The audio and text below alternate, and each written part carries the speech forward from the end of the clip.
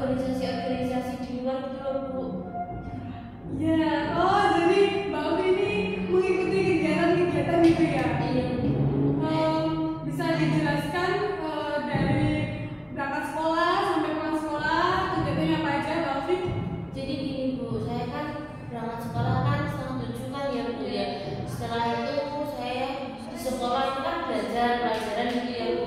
Nah di pertengahan pelajaran itu entah itu ada kumpulan OSIS atau gitu. Saya kan mengikuti organisasi OSIS ya Bu ya. Jadi saya harus mengikuti kegiatan OSIS juga. Nah selain itu saya juga di jam pelajaran itu ada les privat gitu loh Bu. Seperti saya kan ikut lomba di luar sekolah gitu loh Bu. Saya kan ikutkan lomba di luar sekolah sama Bapak Arya itu kan Bu. Nah jadinya saya itu harus membagi waktu Bu.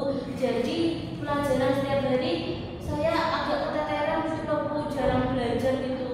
Kalau mau belajar sudah malas gitu loh Bu. Kan sudah malas ya. Iya dan merasa capek gitu.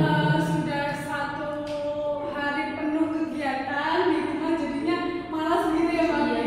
Kalau malam biasanya ngapain Mbak Ovi? Kalau malam ya udah Bu, udah istirahat. Soalnya kan sudah terlalu capek gitu loh Bu. Udah dari pagi sampai sore kan sudah kegiatan sekolah gitu kan Bu. Jadinya udah waktunya istirahat gitu Bu. Jarang belajar. Jarang belajar. Tapi untuk main game atau bermain media sosial itu bagaimana? Iya sih Bu, kalau lelah itu istirahatnya sambil scroll TikTok Bu gitu. Oh begitu ya? Iya. Iya oke. Nah untuk nilai yang rendah ini kira-kira sudah berapa lama Mbak Ovi? Dari semester lalu atau dari kelas Ini 11? sih Bu, dari semester ini. Baru semester ini Iya, ya? banyak kegiatan di luar gitu loh Oh, Bu. gitu ya. Oke. Nah, kira-kira Mbak Ovi dengan menurunnya prestasi belajar Mbak Ovi gimana perasaannya? Sedih sih Bu, saya takut kalau orang tua saya tahu Bu. Kan dulunya kan saya kan udah orang peringkat gitu ya Bu. Karena sekarang nilai saya turun jadinya nilai saya sudah turun juga Bu. Seperti kehilangan kepercayaan dari orang tua gitu ya. Iya. Oke, Ibu mengerti perasaan Mbak Ovi.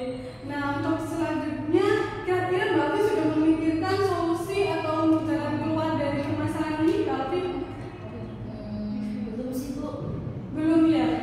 Oke, Ibu bisa menyimpulkan ini dari keterangan yang Mbak Ovi buat tadi bahwasanya Mbak Ovi itu sibuk dengan kegiatan Mbak Ovi yang banyak ya Mbak Ovi ya. Terus di rumah juga udah nggak ada waktu untuk istirahat.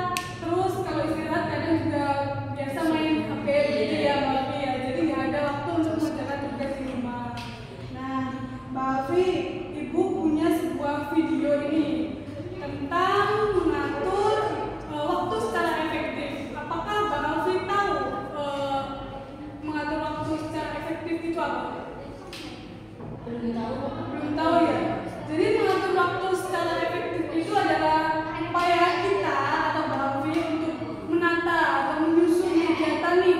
Kegiatan apa yang berfaedah bisa dilakukan, kegiatan yang kurang berfaedah bisa ditinggalkan seperti itu. Jadi nanti insya Allah setelah melihat video yang Ibu berikan, Mbak Ovi bisa menyimpulkan dan mengetahui apa itu mengatur waktu secara efektif. Bawa HP ya Mbak Ovi? Boleh di Saya bukan ya Bu. iya.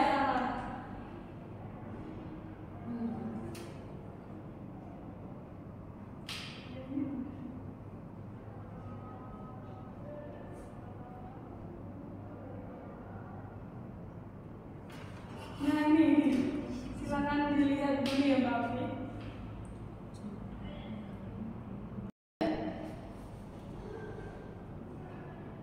Sudah Bu. Sudah ya Mbak Ovi ya. Oke, boleh disimpan lagi Mbak HP-nya. Nah, kira-kira setelah melihat video tadi tentang bagaimana cara mengatur waktu yang efektif, gimana nih pendapat Mbak Ovi tentang video tadi, tentang itu tadi? Oh, jadi menurut saya manajemen waktu itu adalah hal yang penting untuk kita lakukan. Jadi kita harus bisa mengatur waktu agar diri kita bisa disiplin dan teratur gitu ya Bu ya. Dan kita harus memprioritaskan kegiatan dengan tujuan yang ingin kita capai Bu. Dan jika ada kegiatan yang membuang-buang waktu sebaiknya ya usah dilakukan ya Bu ya. Kita harus buat jadwal kegiatan agar kita bisa memanajemen waktu tersebut ya Bu. Iya, betul sekali. Terima kasih Mbak Ovi sudah menganalisis video tadi. Jadi Mbak Ovi sudah tahu ya manajemen waktu secara efektif itu seperti apa ya? Iya Bu. Oke, selanjutnya bagaimana pikiran Mbak Ovi ke depannya setelah melihat saya video tadi tentang permasalahan Mbak Ovi? Pernah Bu, tapi saya bingung mau mulai dari mana gitu Bu. Berarti belum ada pemikiran gitu ya, Iya, Bu. gimana memulainya gitu ya. Mbak Ovi apakah mau berkomitmen untuk merubah kegiatan Mbak Ovi, menata ini kembali kegiatan yang harus dilakukan dan yang mau dilakukan? Iya Bu, saya akan berkomitmen dan juga mau memanajemen waktu saya Bu. Oke, nah Ibu mempunyai yang namanya ini kontrak perilaku. Nanti Mbak Ovi bisa isi ya di sini. Ini adalah kontrak perjanjian kita untuk Mbak Ovi melakukan kegiatan-kegiatan yang berfaedah atau bisa dipilih kegiatan yang menurut Mbak Ovi itu mana sih yang penting, mana sih yang nggak penting. Nah contohnya yang nggak penting seperti ini ya. Tadi kan Mbak Ovi mengatakan bahwa kalau istirahat saya itu sama disambingin nyekrol TikTok gitu ya. Oke, nah ini tuh salah satu kegiatan yang kurang berfaedah ya Mbak Ovi. Nanti kalau istirahat ya mungkin tidur aja gitu. Nah Mbak Ovi bisa di sini ya. Nanti nama, waktu perjanjian sama kegiatan-kegiatan yang ingin dilakukan. Oke, ini Mbak Ovi poinnya bisa Iya Bu.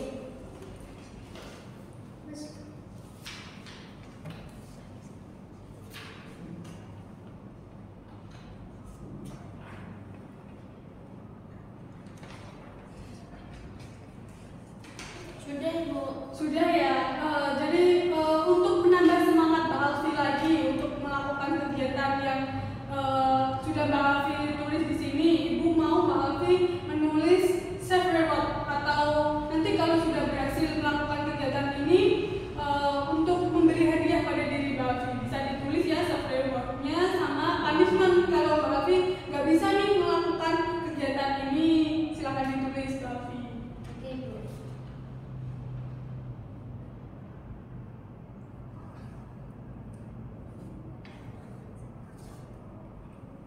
Sudah Bu. Sudah, kita kasih tanda tangan ya. Silakan Mbak Alfi tanda tangan dulu.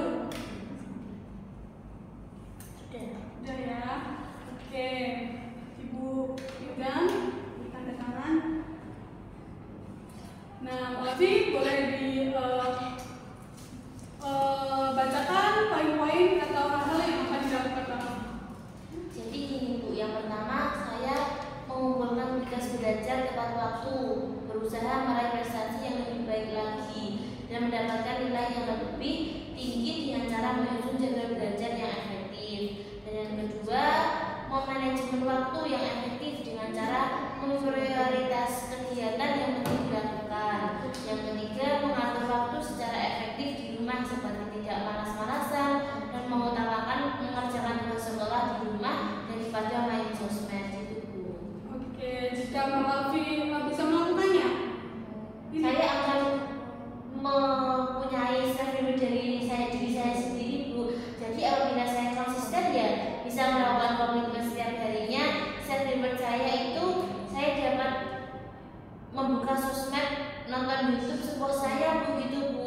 Jika komitmen saya ini bisa tercapai ya Bu ya. Kalau saya akan melakukan ini. oh, jadi kalau Mbak Alfi nggak bisa berkomitmen, ini di sini ditulis bahwa Mbak Alfi nggak bisa buka medsos selama 2 minggu. Iya, ya, betul. gitu ya. Oke, ini Mbak Alfi di bawah ya.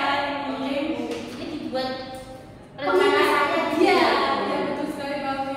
Nah, Mbak Alfi setelah melakukan kontak perilaku ini, Mbak Alfi gimana? Yakin bisa melakukannya? Insya Allah Bu, saya akan menunjukkan Bu, saya akan semangat lagi Bu untuk mempertahankan prestasi saya Bu. Saya akan membuat jadwal gitu loh Bu. Saya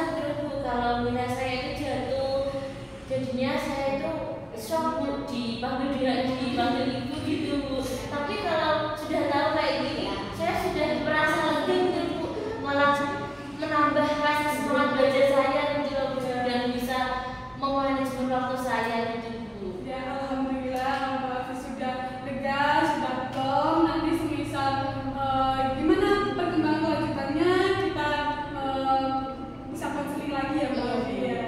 Oke, untuk sesi konseling ini Ibu bisa mengakhiri ya. Kalau gitu terima kasih Mbak Afi sudah datang ke sini atas perhatiannya. Ibu sangat berterima kasih. Untuk kedepannya jika Mbak Afi ngobrol santai, nggak apa-apa